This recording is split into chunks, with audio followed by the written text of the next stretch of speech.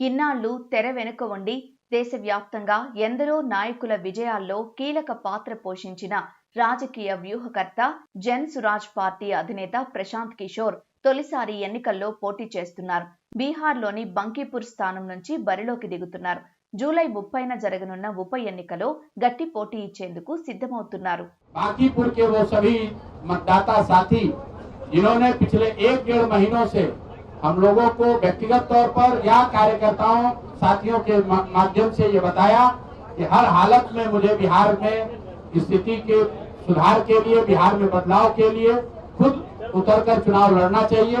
मैं उनको इतना ही आश्वस्त कर सकता हूं कि मैं अपनी पूरी ईमानदारी से आपके इस सोच के साथ जुड़कर बांकीपुर का चुनाव लड़ने का प्रयास करूंगा और अगर आपका आशीर्वाद मिला, जीत कर आए, तो मैं आपको आश्वस्त कर रहा हूं कि आपकी भावनाओं के अनुरूप, आपकी इच्छा अपेक्षा के अनुरूप काम करने का प्रयास करेंगे। బీజేపీ జాతీయ అధ్యక్షుడు నితిన్ నబీన్ ఇటీవల రాజ్యసభకు ఎన్నికైనందువల్ల బంకీపూర్ ఎమ్మెల్యే స్థానానికి రాజీనామా చేశారు. దీంతో ఉప ఎన్నిక వచ్చింది. బంకీపూర్ బీజేపీ కంచుకోట. 1990ల నాటి నుంచి కమలదళానికి ఈ సీటుపై పట్టుంది. 2010 నుంచి నితిన్ నబీన్ ఇక్కడ గెలుస్తూ వస్తున్నారు. అంతకు ముందు నితిన్ తండ్రి నబీన్ కిషోర్ బంకీపూర్ నుంచి ప్రాతినిధ్యం వహించారు. 2015 బీహార్ అసెంబ్లీ ఎన్నికల్లో నితిన్ దాదాపు 87,000 ఓట్లు, 2020 ఎలక్షన్లలో 83,000 ఓట్ల మెజారిటీతో విజయం సాధించారు. బీజేపీ కంచుకోటలో ప్రశాంత్ కిషోర్ పోటీ చేస్తుండడం వల్ల బంకీపూర్ ఉప ఎన్నిక రసవత్తరంగా మారింది. ఇప్పటికే బీహార్లో ప్రధాన ప్రతిపక్షమైన ఆర్జేడీ రేఖా గుప్తా అనే అభ్యర్థిని బరిలోకి దింపింది. ఆమె గత ఎన్నికల్లో 2వ స్థానంలో నిలిచారు. మరోవైపు లాలూ యాదవ్ పెద్ద కుమారుడు తేజ్ ప్రతాప్ యాదవ్ నేతృత్వంలో జనశక్తి జనతాదళ్ వీణా మన్వి అనే సోషల్ యాక్టివిస్ట్ ను నిలబెట్టింది. బీజేపీ మాత్రం ఇంకా అభ్యర్థిని ప్రకటించలేదు. సీటు ఖాళీ అయింది కాబట్టి బంకీపూర్లో పోటీ చేయడం లేదని, రాష్ట్రంలో కొత్త రాజకీయ శకానికి నాంది పలకాలనే ఉద్దేశంతో బరిలోకి దిగినట్లు ప్రశాంత్ కిషోర్ చెబుతున్నారు. తాను సేఫ్ సీటు కోసం చూడట్లేదని, కావాలనే బంకీపూర్ నుంచి పోటీ చేయాలని నిర్ణయించుకున్నట్లు తెలిపారు. हम लोग बांकीपुर के चुनाव को किसी विधायक का चुनाव के तौर पर नहीं देखते हैं। बांकीपुर का चुनाव सरकार बनाने बिगाड़ने का चुनाव नहीं है, किसी विधायक को चुनने का चुनाव नहीं है। ये बिहार में एक नई राजनीतिक व्यवस्था का बनाने का चुनाव है। ये लोगों को तय करना है कि जो बिहार के सबसे समृद्ध और प्रबुद्ध जनता है, जो मतदाता हैं, वो बांकीपुर में रहते हैं। ये उन्हें तय करना है कि क्या उन्हें बिहार में बदलाव की शुरुआत करनी है, बिहार में वो बदलाव चाहते हैं, या बिहार की अभी की जो व्यवस्था है उससे वो संतुष्ट हैं। ये उन्हें तय करना है कि क्या उन्हें सम्राट चौधरी जैसे व्यक्ति का नेतृत्व बिहार के मुख्यमंत्री के तौर पर स्वीकार्य है या नहीं है।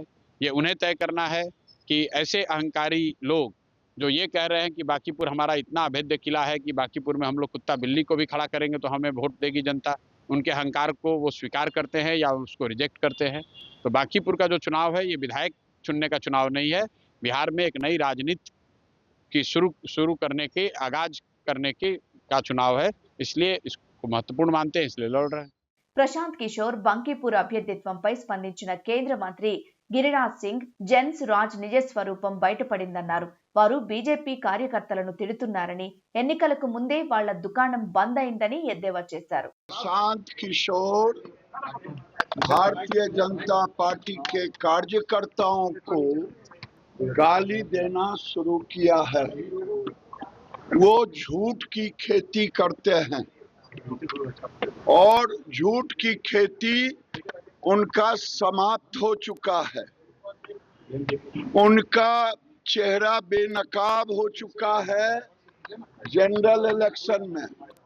బీహార్ సీఎం సమ్రాట్ చౌదరి నేతృత్వంలోని బీజేపీ ప్రభుత్వానికి తగిన గుణపాఠం చెప్పేలా ఓటు వేయాలని ప్రజల్ని కోరుతున్నట్లు ప్రశాంత్ కిషోర్ వెల్లడించారు. ఓటర్లను బీజేపీ తక్కువ అంచనా వేస్తోందని, ఆ పార్టీకి జన్ సురాజ్ గుణపాఠం నేర్పుతుందని అన్నారు.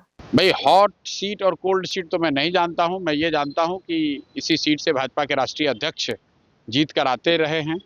लेकिन जो लोग ये बता रहे हैं कि नितिन जी यहाँ से जीतते रहे, अगर नितिन जी चाहते तो यहाँ के विधायक बने रह सकते थे। लेकिन अध्यक्ष बनने के बाद, राज्यसभा का अवसर मिलने के बाद तो उन्होंने राज्यसभा का सदस्य बनना स्वीकार किया।